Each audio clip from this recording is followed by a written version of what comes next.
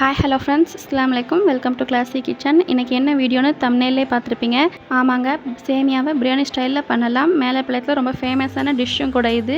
எப்படி பண்ணலான்னு பார்க்கலாம். ஒரு கடாயில் 1/2 கிலோ சேமியா போட்டு நல்லா செவுக்க வறுத்துக்கலாம். நீங்கள் ஏற்கனவே வறுத்து வச்சு சேமியாவை கடையில் வாங்கி பண்ணலாமான்னு கேட்டால் கண்டிப்பாக கூடாது. நீங்களே தான் வீட்டில் பண்ணணும், அப்போ தான் டேஸ்ட்டு கொடுக்கும். கொஞ்சமாக கோகனட் ஆயில் இல்லைன்னா கீ சேர்த்து வறுத்துக்கலாம். இந்த அளவு பொன்னிறமாக ஆகிற வரைக்கும் வறுத்துட்டு ஸ்டவ் ஆஃப் பண்ணிக்கலாம். இப்போ சேமியா பிரியாணி பண்ண தேவையான பொருட்கள் என்னென்னு பார்த்துக்கலாம். வெங்காயம், தக்காளி, பச்சை மிளகாய், மல்லிக்கீரை, புதினா, நெய், இஞ்சி பூண்டு பேஸ்ட்டு, ரம்ப இலை, அதாவது இந்த பிரியாணி இலை மாதிரி இருக்கும்ல, அது தேங்காய் பால் ரெடி பண்ணி வச்சுருக்கேன். இப்போ ஒரு கடாயில் கொஞ்சமாக ஆயில் விட்டுக்கிறேன். அதோட 2 ஸ்பூன் நெய்யும் சேர்த்துக்கிறேன். நெய் ஆப்ஷனல் தான், உங்களுக்கு வேணும்னா சேர்த்துக்கலாம், இல்லைன்னா ஸ்கிப் பண்ணிக்கோங்க. நான் சேர்த்துக்கிறேன். இப்போ எண்ணெய் சூடான பிறகு பட்டை, கிராம்பு, ஏலக்காய் 3ஐயும் சேர்த்துக்கிறேன். 3 நல்லா பொரிஞ்ச பிறகு இப்போ வெங்காயம் சேர்த்துக்கிறேன். வெங்காயம் சீக்கிரம் வதங்குறதுக்கு உப்பு வேணால் சேர்த்துக்கோங்க. வெங்காயத்தை நல்லா வதக்கி விட்டுட்டு கட் பண்ணி வச்சுருக்க பச்சை மிளகாய் சேர்த்துக்கிறேன். கையோட மல்லிக்கீரை கொஞ்சம், புதினா கொஞ்சம் சேர்த்து கிளறி விட்டுக்கிறேன். ஒவ்வொரு ஊரில் ஒவ்வொரு ஸ்பெஷாலிட்டி மாதிரி எங்கள் மேலே பிளேட்டில் கோழியப்பம், சேமியா பிரியாணி, தக்கடி, மருந்து சோறுன்னு போய்கிட்டே இருக்கும். இனி வரக்கூடிய வீடியோவில் ஒவ்வொரு டிஷ்ஷாக எப்படி பண்ணலாங்கிறத பார்ப்போம். வெங்காயம் வதங்கின பிறகு கட் பண்ணி வச்சுருக்க தக்காளி சேர்த்துக்கிறேன். ஒரு 5 மினிட்ஸ் எல்லாம் வதங்கின பிறகு 2 ஸ்பூன் இஞ்சி பூண்டு பேஸ்ட்டு சேர்த்துக்கிறேன். இஞ்சி பூண்டு பச்சை வாசனை போன பிறகு 1 ஸ்பூன் மிளகாய் தூள் சேர்த்துக்கிறேன். மஞ்சத்தூள் சேர்த்த கிளிப்பு மிஸ் ஆகிடுச்சு, அதையும் சேர்த்துட்டு 1 ஸ்பூன் பெருஞ்சீரகத்தூள் சேர்த்துக்கிறேன். இப்போ எல்லாத்தையும் மிக்ஸ் பண்ணி விட்டுக்கோங்க.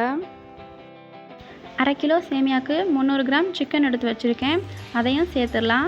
எல்லாத்தையும் மிக்ஸ் பண்ணி விட்டுக்கோங்க. இந்த மாதிரி இன்ட்ரெஸ்டிங்கான வீடியோ பார்க்குறதுக்கு நம்ம சேனலை மறக்காமல் சப்ஸ்கிரைப் பண்ணிக்கோங்க. பக்கத்தில் இருக்க பெல் ஐக்கானை கிளிக் பண்ணிக்கோங்க. அப்போ தான் நான் எப்போ வீடியோ போட்டாலும் தவறாமல் உங்களுக்கு நோட்டிஃபிகேஷன் வரும். இப்போ நான் எல்லாம் மிக்ஸ் ஆன பிறகு வேக வைக்கிறதுக்கு 1/2 டம்ளர் தண்ணி விட்டு வேக வச்சுக்கிறேன். இப்போ பார்த்தீங்கன்னாலே தெரியும் சிக்கன் எந்த அளவுக்கு வெந்திருக்குன்னு. பார்க்க ஸ்பைசியாக இருக்குது. இந்த சேமியா பிரியாணி நோன்பு டைம் ஆகட்டும், ரம்ஜான், பக்ரீத் அன்னைக்கெலாம் நிறைய பேர் வீட்டில் இந்த சேமியா பிரியாணி தான் களை கட்டும்.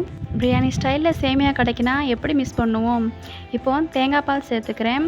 1 கப் சேமியாவுக்கு 1.5 கப் தேங்காய் பால் எடுத்துக்கலாம். தேங்காய் பால் வேண்டாம்னா நீங்கள் தண்ணியை கூட மெஷர் பண்ணி ஊற்றிக்கலாம். தேங்காய் பால் சேர்த்தா இன்னும் டேஸ்ட்டு கொடுக்கும். இப்போ தேவையான அளவு உப்பு சேர்த்துக்கிறேன். அப்புறம் ரம்ப இலையும் சேர்த்துக்கிறேன். இது போடுறதுனால டேஸ்ட்டை இன்னும் என்ஹான்ஸ் பண்ணி கொடுக்கும். இப்போ ஃபைனல் ஸ்டேஜுக்கு வந்தாச்சு. நல்லா கொதி வந்த பிறகு சேமியா சேர்த்துக்கலாம். சேமியா சேர்த்த உடனே கை எடுக்காமல் நல்லா கிளறி விடுங்க. 5 to 10 மினிட்ஸ் தம் போட்டு எடுத்திங்கன்னா பிரியாணி டேஸ்ட்டில் சேமியா ரெடி.